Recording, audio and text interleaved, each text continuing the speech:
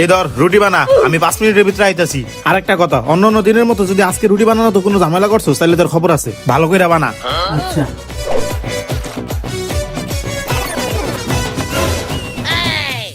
এই হালার পাহালা এত পানি দিছস কে? এত পানি লাগে এটার ভিতরে? কামটা করছে কি? দেখ তো কত পানি দিছে। এই হালার পাহালা তুই এই পানি আবার ওটার ভিতরে উড়াস কে? দেখ হালার পাহালা এই পানি আবার এটার মধ্যে ডালে। আরে বেটা এটার মধ্যে এখন আটা দিবি, পানি ডালস কে আবার? দেখ তো হালার বালায় কামড়া করছে কি, সব আটা ডাইলা দিছে।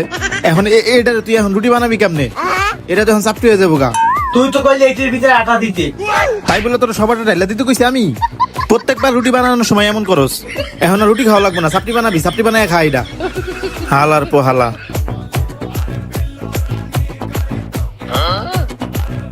এই ধর এটা আমি খুন্তি দিয়ে উল্টে দে।